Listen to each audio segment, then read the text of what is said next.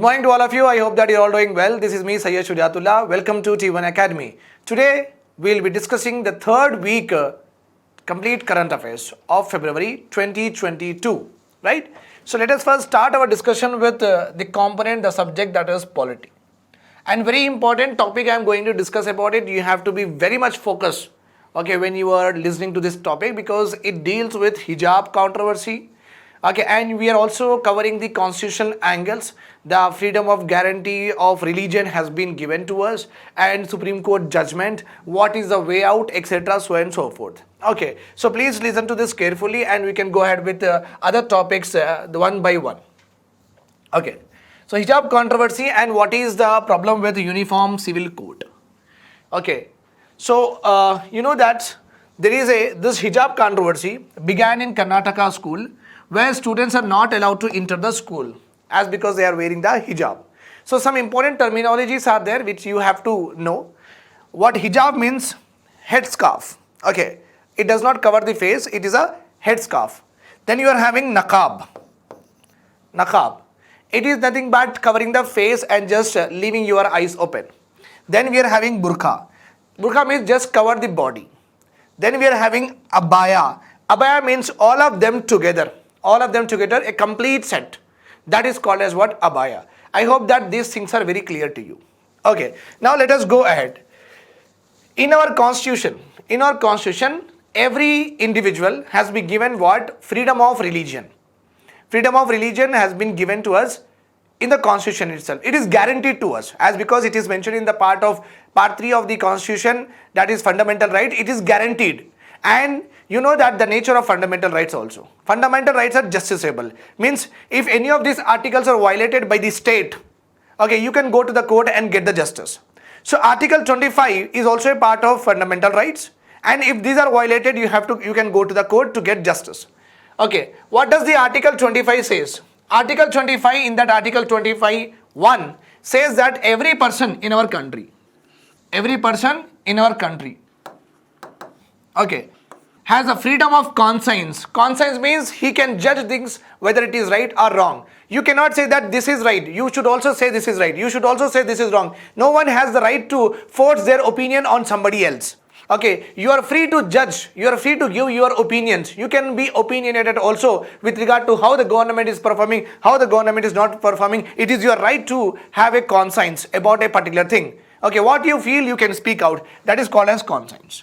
Okay, right to profess. Profess means you can involve the religion in your day-to-day practices also. That is not at all the issue. Practice, you can go to mandir, you can go to masjid, you can practice the rituals, you can practice the various aspects of your religion. That is not at all an issue. Okay, and propagate, you can also spread your religion. You can also spread your religion through social media, to seminars, to summits, okay, to whatever the people who does also on on the roads, on the grounds, etc. So you can propagate also. You can propagate. I'm just saying propagation, not doing the namaz or not doing the like prayer, not doing the puja on the roads. I'm talking about propagation. You can propagate anywhere in any platforms, right? So practice is there here. What is there? Practice. Fine. Practice is nothing but you can practice it. You can, whatever in your religion, whatever is given to you, whatever you know about it, you can practice it, you can use it in your day-to-day life. Okay. Another one is Article 29. Article 29 categorically says that it is a responsibility of the state to preserve the script and culture. Script and culture means suppose this Urdu is dying down. Okay, it is a responsibility of the government that it has to protect the script of Urdu. Means Urdu institution should be there, Urdu faculty should be there, Urdu related whatever the medium of exchange jobs should also be there. In the same way, other tribal languages, other 22 languages, whatever we are having official languages, maybe I am not sure 22 or 24, you can cross check, but whatever the official languages that we are having, okay, so that official languages we cannot let them die. Okay, all the languages have to be properly, their script have to be protected by the government. Okay, another one is culture. So it is important for you to know that culture is also guaranteed by in the fundamental rights. Practice is also guaranteed in the fundamental rights. Practice is also guaranteed in the fundamental rights. So wearing hijab comes under practice also. Wearing hijab comes under culture also. If any person is written here, any person, okay, and here properly minorities are there. Those who are less in number.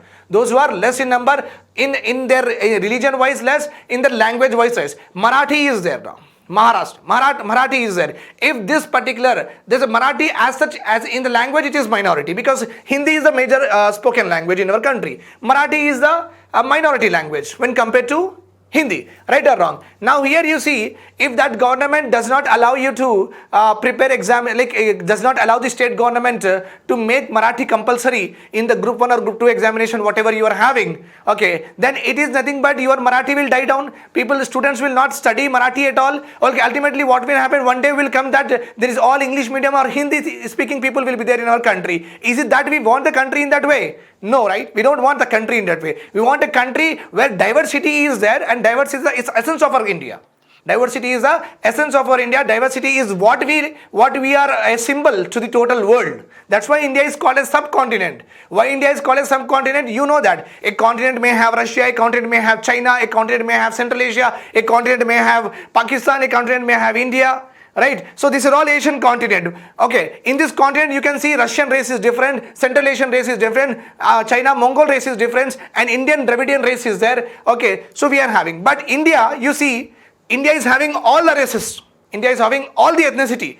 India is having all the culture. India is having all the religion. So as a continent may have n number of countries and various diversities, in the same way the continental features are embodied.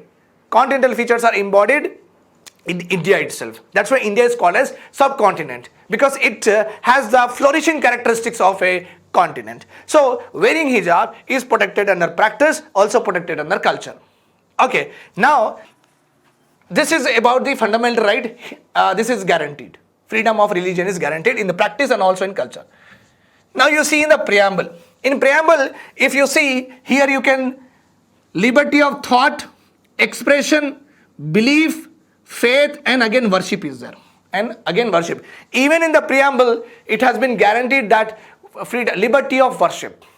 Okay, liberty of faith, liberty of belief. If you believe that if you wear hijab you will feel happy, then the state should allow you. Then the state should allow you. So preamble also says, though it is not justiciable, but you know that preamble many a time Supreme Court has told that preamble, though it is not justiciable, it is an important aspect and part of the constitution, because it helps the Supreme Court, the courts, okay, to discharge or dispose the judgments, okay, in the light of preamble also. So preamble is actually one of the very important document according to the Supreme Court, which has been reiterated in many cases. Okay, so you can see that in preamble it is written. You can see that in fundamental rights also it is written. Now the question here is uniform civil code. Many people say that uniform civil code should be practiced. Okay, uniform civil code means all civilians should be following a particular code. All, whether they are religion diversity, whether they are Hindu, Muslim, Sikhs, Jains, Zoroastrians, etc., whether they are on the language basis, Marathi, Telugu, whatever it is, all citizens, irrespective of their cultural diversity, irrespective of their religion diversity, irrespective of their language diversity, they have to follow a particular code. That is called as uniform civil code. Now, modernization of police forces scheme. Modernization of police forces scheme. So this particular scheme has been given approval by the central government for 5 years. So it is going to be implemented from 2025 to, okay, up to from 2021 to 2025 to 26. And financial outlay, how much is given? 26,000 crores, almost. Law and order is a state subject. Means police comes under the state government like CM's hand. Okay. Nothing but you can understand, modernization is nothing but bring in new technologies. Okay, put CCTVs on the roads so that who is doing speedy. Okay, put CCTVs. Okay, so that you can know the crimes. Okay, put a information communication technology channel. Something is happening, the moment you call and the jeep should come. This is called as modernization. Okay, information about the culprits and records of the criminals to be maintained on a digitized way. For that purpose, you need digital infrastructure. Control room should be there. Okay, location of the people should be there.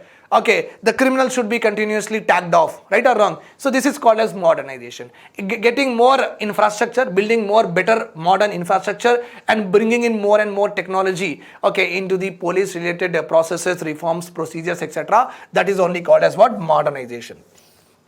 Okay, like forensic setting, okay, fast forensic studies should be done, that kind of new technology, equipments, tools, okay, and communication equipments, all of that I have told you. Okay, Prevention of Money Laundering Act, okay, came in the year 2002. For what purpose? Money laundering is nothing but you are evading the tax, you are not paying the tax to the government, okay, you are showing your profit less, okay, or you are cheating people, okay, or you are making people to be a part of a unlawful, illegal, very Ponzi scheme like that. Okay, so you are just manipulating people to invest in your company. Okay, that is called as what? Money laundering. Black money, generation of black money, all that activities comes under what? Money laundering. To prevent money laundering, okay, this particular act is to prevent what? Money laundering, and to provide for confiscation of properties derived from money laundering. If I have earned money illegally, if I have not earned money unlawfully, and if I have bought a garden for myself, if they got to know that because of the black money I have got the garden, okay, garden or bag like that, the government will confiscate that properties also. It was enacted in response to India's global commitment to Vienna Convention. Very important point for the examination. Vienna Convention is also related to money laundering. Why I am saying also means Vienna Convention is also important for ozone depletion. Vienna Convention is also important for ozone depletion. Okay, to combat the menace of money laundering. This act has also been amended in the year 2009 and also in the year 2012. Fine. Then Democracy Index Report 2021. It is released by Economic Intelligence Unit. Economic Intelligence Unit. This is one of the international organization. It is it generally classify, or you can say it generally give ranks to the countries on the basis of 5 parameters. Okay. First one is functioning of the government. Okay. Electoral process. We know that Election Commission of India is responsible, and Election Commission is having the record of what conducting free and fair election in our country. So electoral process, pluralism, okay, how much communities, how much religions, everyone is represented in the decision making in the democratic aspect. Political participation of the people, civil liberties, and political culture. How is the political culture? Political culture means, is it responsive or not? If you give them, if the people voice their grievances against a particular act, how the political people will respond to it? They will take over the issues of our interest or not? What is the political culture? That is called as. Okay. So in all these 5 categories, Norway topped. India is at 46th. The scale is from 1 to 10. Means given the value 1.5, 5.6 up to 10. Value 1 to 10. So India has been ranked, okay, of all these 5 parameters, India has got highest score in what? In this electoral process and pluralism. We got 8.67, highest in all the 5 parameters. But rank is 46th. Okay, remember this. Now let us see science and technology. Okay. So the Ministry of Home Affairs have banned 54 Chinese mobile applications. Okay, and they said that these applications may pose a threat to the country's security. Means they may be asking more information about the people, etc., so and so forth. Okay, that's why this may pose a threat to the India's security. Ministry of Home Affairs, that's why have banned 54 mobile applications of China. This ban is enforced under Section 69A of Information Technology Act of 2000. That empowers to issue directions. For blocking the public access of any information through any computer source. Blocking public directions for blocking for public access of any information through any computer source. Okay, fine. Why this is done? This is done because in the section 69A of IT Act 2000 says that, okay, if any mobile application or if any internet services is against the sovereignty and integrity of India, it threats the defense and security of the state. If it is our enemy country is there with the our friendly nations are there with the enemy countries. Okay, public order. Okay, like PUBG and all that will actually destroy the youth. No, like that also public order. Okay, for preventing incitement to the commission of any cognizable offense. Okay, so the apps may be there. The apps may be there where the girl is there and you are hitting it and you are deriving pleasure in that. Or else you can see that a girl and boy in the wrestling is there and the computer is a girl and you are the boy and you are hitting. So these kind of mobile games are also very harmful, right? Because this will provoke the students, okay, to be in the same way. That kind of things. So cognizable offense. If the apps promote such kind of offenses, we are going to ban it. So this IT Act of 2002 under section 69. And the section 69 says that on all of these grounds, the apps can be banned. Not only China, if any other apps are also there, we can ban it. But China, we are having a problem. That's why we are more interested, or we are forcing China to fall in line. Right. Now history and culture. We are having Tilka Manji. So you can see him. Okay. Tilka Manji is a very famous Adivasi leader. Okay. In his area, which is the Santal region. Okay, 1784 that rebellion happened. You know that very, very important point. He was a part of it. So there was a famine in his area of Santal. Famine. Where people are not having food to eat. And British government has done nothing for them. And they have done very negligible. So what he has done, he has looted the British treasury. And distributed the wealth among the people. Means looted the money, looted the coins and distributed among the people. Okay, because of this act, okay, British got very angry and they have caught him and they tied him on the tail of the horse and they have dragged him from the forest to the collector office. And there he was hung on a banyan tree. So you can see that how British people has made atrocities on us. But still, we love to go UK. We love to see London. We praise their civilization.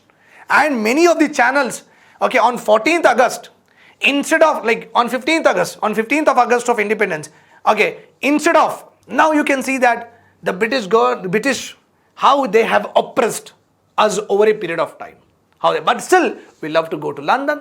We love to study their universities. We love their civilization. Where do you want to go? I want to go to London. Okay, but the atrocities that they have had on our people, everyone forgets. And more so ever, on 15th of August when we got independence, all the TV channels will generally run what? Kargil, border, that kind of movies, which are actually between India and Pakistan. Actually saying India and Pakistan was together at that time. Actually, we are fighting the Britishers, but all the channels will generally show India and Pakistan movies. But they will not show what actually the British were the ones. Our youth, our children have to be taught that what Britishers have done. But we have completely forgotten their atrocities, so and so forth. And it is completely other narration that goes on the 15th of August. Okay, and they generally don't talk about this. Okay, so he was dragged to the collector office, tying to a tail of horse, and he was hung on a banyan tree. Okay. Now let us see something on environment. Environment, you can see this bird is there. White-bellied heron. Okay. Belly means this stomach part is called as belly. So that belly is white-bellied heron. Okay. IUCN has categorized it under critically endangered species. Critically endangered means very few individuals are surviving. If we don't conserve them, they will die. And that species will not exist on the earth itself. You will not find a single individual also. It has estimated 250 individuals in the world. Only 250 individuals. Eastern Himalayan foothills in Bhutan, Northeast India, Bangladesh, and Northwest Central Myanmar. All of this are important for the examination. Okay, and the location of this particular heron is this. Recently, the species was found in Assam and Nandapa National Park in Arunachal Pradesh. Okay, Assam also it is found and Nandapa in Arunachal Pradesh. Remember this, very important for the coming UPSC also. Why their numbers are completely decreasing? Because due to the loss and degradation of lowland forest and wetland. Lowland means generally you don't see on them hills. So generally you will see them on the near rivers, near lowlands, means lands which are near to the what, seashores, etc. You will see them that places only. Okay, and wetlands also you will see. They are found near small and large river, usually with sand and gravel bars. That's why you can see here, they are find this sand will be there, some gravels will be there. So you will find all of them, this particular heron there itself. Okay, mainly found in inaccessible and undistributed areas. Generally, you will find them in those areas which the human being is very hard to reach. So you will find them in that way only. Okay, then you have to go and you have to search for them like that. So they are not easily visible to us. So they are mainly very inaccessible areas and undistributed areas they will be there. The birds are generally solitary, lives a single life. Okay. However, they may aggregate into small flocks and family groups during winter. Winter में इनका होता है. Winter में in winter they will be having what, they get together. Generally they are solitary, means individual living. But just like we meet every Sunday, every Saturday with the friends, they also meet during winters and enjoy together the whatever the food is there, etc. Okay, fine. Now in environment, another one, green hydrogen, green ammonia policy. This particular policy was launched by Ministry of Power. This was launched on the backdrop of Honorable Prime Minister Modi ji's scheme National Hydrogen Mission on India's 75th Independence Day. The mission aims to aid the government in meeting its climate targets and making India a green hydrogen. With the help of more, hydrogen is a very clean fuel. Okay, you can run your vehicles with the help of hydrogen also. Now we are running with petrol and diesel. No, hydrogen could also be used to run our vehicles. And petrol and diesel, you know that from the silencer smoke will come, and you know that is CO2 emissions are there, and they are harming global warming, climate change, all that related interconnected topics will come into picture. Okay, so we are going to replace in future, we are considering hydrogen as a future fuel. Hydrogen is a very clean fuel. Hydrogen is a very clean, environment friendly. Okay, that's why we launched the mission, National Hydrogen Mission. On 15th of August 1921, we have launched this. This will help meeting the target of production of 5 million tons of green hydrogen by 2030. 5 million tons of green hydrogen by 2030, that is our production target under this particular mission. Please remember this.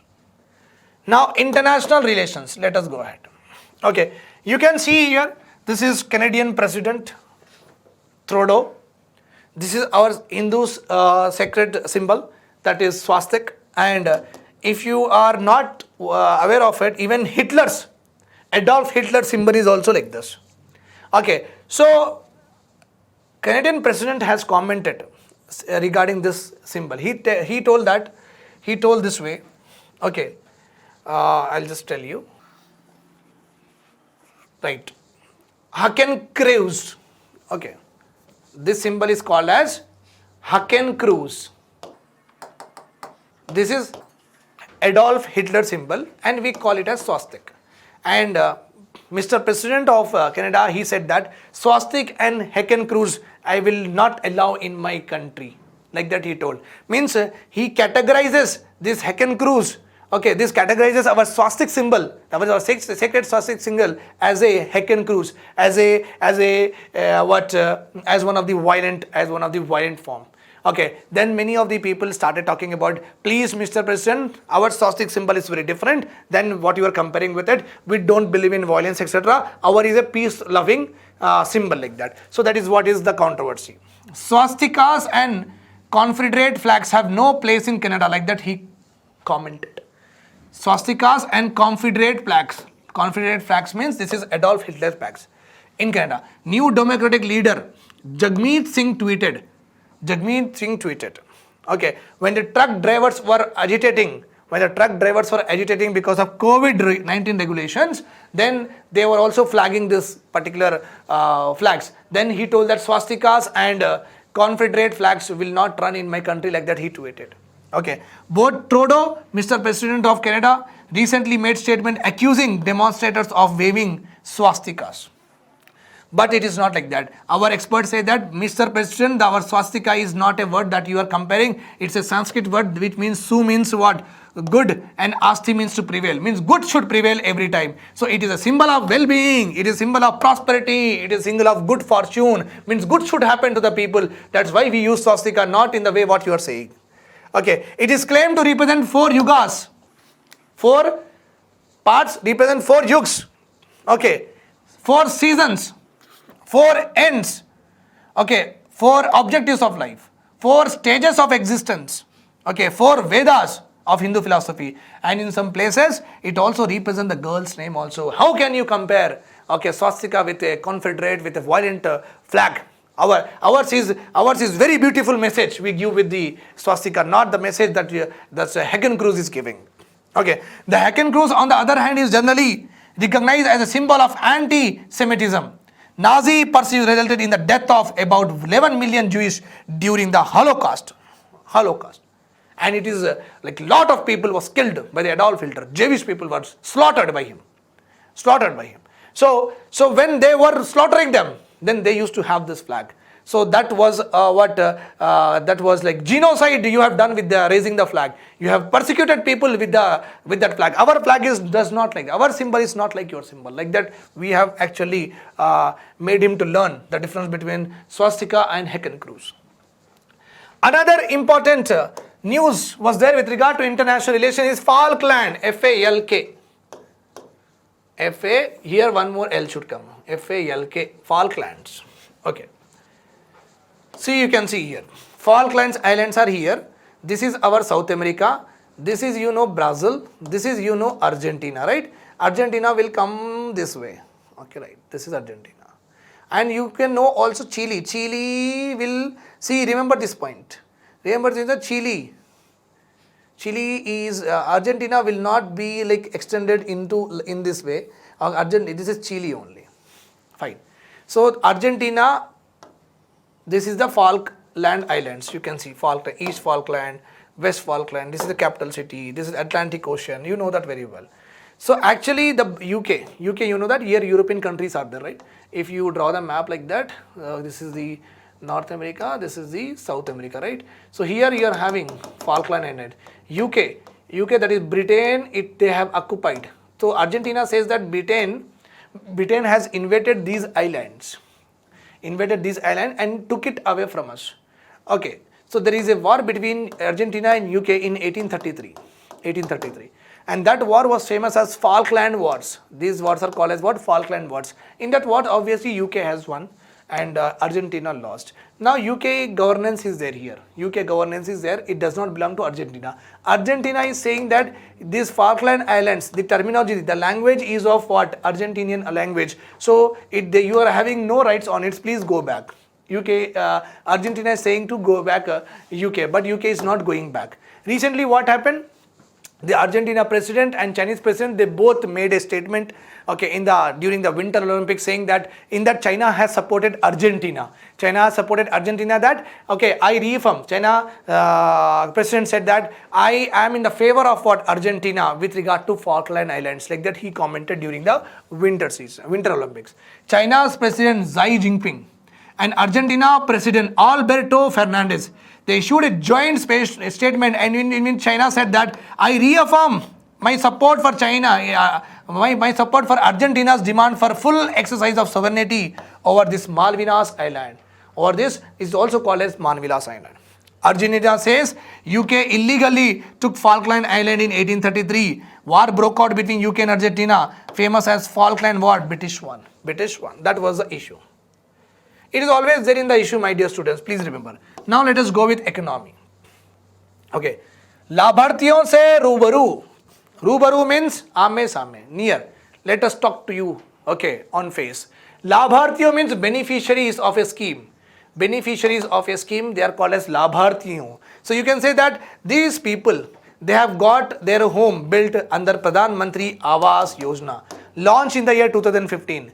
Okay, Pradhan Mantri Awas Yojana, launched in the year 2015.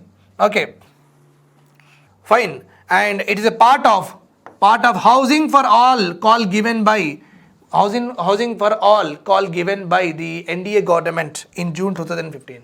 Every poor people will get house by 2022. That was the main important slogan given in the 2015, given in 2015. Okay, so this particular scheme was launched by Ministry of Housing and Urban Affairs. Okay, this program is a sub-program under Pradhan Mantri Awas Yojana. It is a housing construction program for BPL population and low income group. Okay, it is a part of Azadi Ka Amrit Mahotsav. This particular program was launched on September 2021. The entire program shall be for 25 to 30 minutes. So the ministry secretaries will talk to the people who got this land. Okay, how did you get? Where did you apply? How are you? Are you happy? What is your experience? Like that, 25 to 30 minutes they will talk to that labhartiyon. Labhartiyon means beneficiaries of that particular scheme. Okay. Now, accrediting colleges and universities. Accrediting, you know that whenever you want to join a college, you will see that whether it is AAA, whether it is AA plus, like that, you will see that particular accreditation. Okay, so accrediting colleges and universities, now the format has changed. Okay, National Assessment and Accreditation Council, called as NAAC. It works under UGC, University Grant Commission. Okay, National Assessment Accreditation Council, it works under UGC. National Assessment Accreditation Council, it is an autonomous body, means they do things by themselves only without much regulation of what UGC, without much regulation of what or interference of UGC. They have recently relaxed the eligibility criteria for accreditation of higher educational institution. Criteria has been relaxed. Now, colleges and universities need to be at least 6 years old in order to apply for any accreditation. Whether you want A plus, whatever you want, you have to be at least after 6 years you can apply. Maharashtra account for highest accreditations. Tamil Nadu has most accredited universities. Puducherry University is among the oldest accredited university. Oldest university which is accredited is Puducherry. Very, very, very old one. Okay. This is all about weekly current affairs of third week of February 2022. Have a nice day. Please make your preparation very good and make sure that you are continuously consistent watching the videos and preparing. Thank you.